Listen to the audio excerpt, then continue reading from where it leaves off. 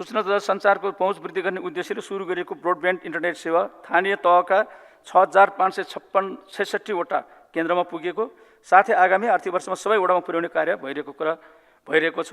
त्यसैगरी 4272 स्वास्थ्य केन्द्र र 5341 सामुदायिक माध्यमिक विद्यालयमा समेत ब्रोडब्यान्ड इन्टरनेट जडान कार्य सम्पन्न भएको छ। आगामी आर्थिक वर्षमा सामुदायिक विद्यालय र स्वास्थ्य केन्द्रमा ब्रोडब्यान्ड इन्टरनेट विस्तार गरिनेछ। विद्यालयमा अनलाइन मार्फत शिक्षण सिकाइ हुन सक्ने गरी दूरसञ्चार पूर्वाधारको विस्तार गरिनेछ।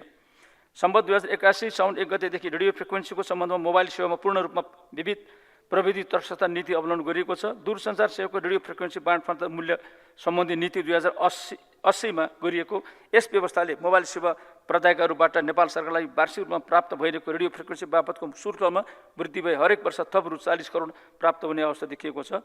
चालु आर्थिक वर्षमा सेवा प्रदायकहरूबाट नेपाल सरकारलाई रेडियो फ्रिक्वेन्सी बापत प्राप्त रकम रु 4 अर्ब 59 करोड प्राप्त भएको छ। मोबाइल ब्रोडब्यान्ड सेवाको लागि रेडियो फ्रिक्वेन्सीको न्यूनतम र अधिकतम सीमा निर्धारण गर्नुको साथै हाल प्रयोगमा नरहेको फ्रिक्वेन्सी सदुपयोग गरी वितरण गर्ने व्यवस्था मिलाइने कुरा जानकारी गराउन चाहन्छु।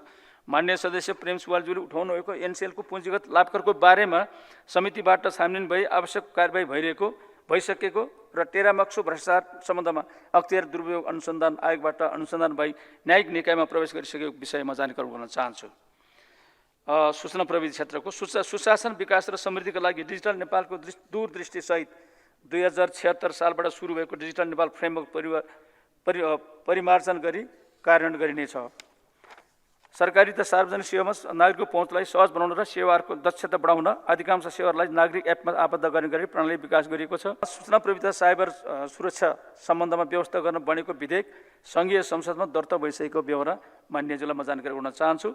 साइबर आक्रमणको पहिचान रोकथाम र प्रतिकार्य गर्दै उत्थानशील साइबर स्पेस तयार गर्ने उद्देश्यका साथ राष्ट्रिय साइबर सुरक्षा केन्द्रको स्थापना पनि गरिएको छ। 24 घण्टा 7 दिन साइबर सुरक्षा केन्द्रलाई क्रियाशील बनाउँदै साइबर जोखिमको पूर्वानुमान र जोखिम न्यूनीकरणलाई थप प्रभावकारी बनाइने कुरा जानकारी गराउन चाहन्छु।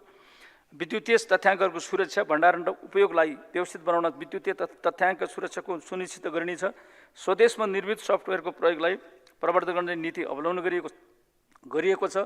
गुणस्तर सुनिश्चित भएका र सेवा सञ्चालनलाई सक्षम स्वदेशी सफ्टवेयरहरूको उपयोगको लागि मापदण्ड निर्धारण लगायतका कार्य गरिएको।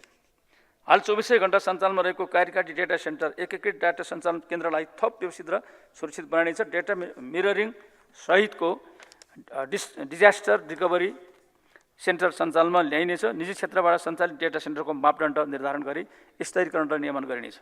सञ्चार तथा सूचना प्रविधि क्षेत्रमा दक्ष दृष्टिको आकर्षण बढाउनका लागि सूचना प्रविधि विषयमा स्नातकोत्तर एमफिल र विद्यावृत्ति गर्ने विद्यार्थीलाई विश्वविद्यालय अनुदान आयोगको सहकार्यमा छात्रवृत्ति प्रदान गर्ने र सार्वजनिक सेवा क्षेत्रमा कार्य जनशक्ति क्षमता अभिवृद्धि गर्ने कार्यक्रमहरू अगाडि बढाइएको छ।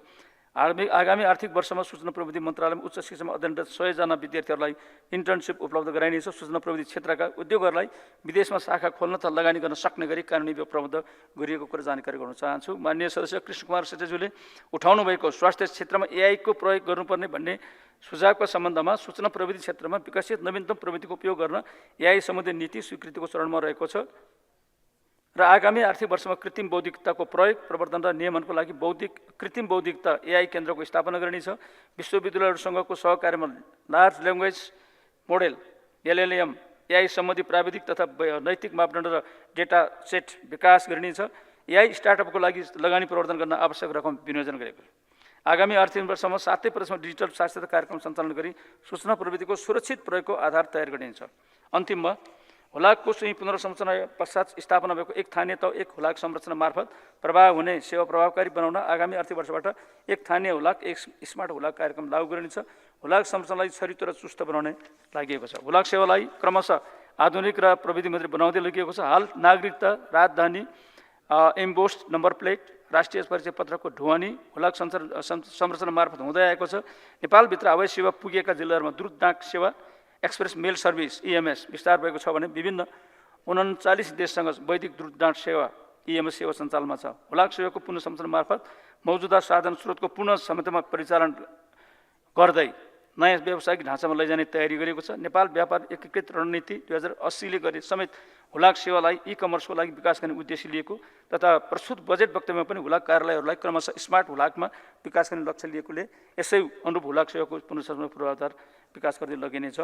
नेपाली चलचित्रलाई अन्तर्राष्ट्रिय चलचित्र बजारका निबन्धन प्रवृत्ति र असल अभ्यास अनुसरण तथा स्वदेशी चलचित्रको अन्तर्राष्ट्रिय स्तरमा नै गैर व्यावसायिक प्रदर्शनहरू, चलचित्र महोत्सव, अवार्ड कार्यशाला, स्क्रिप्ट विकास कार्यशालाको लागि क्रान्स, बर्लिन, भेनिस, बुसान, सार्क लगायतका प्रमुख अन्तर्राष्ट्रिय चलचित्र महोत्सवमा सहभागितालाई प्रोत्साहन गरिँदै आएको छ।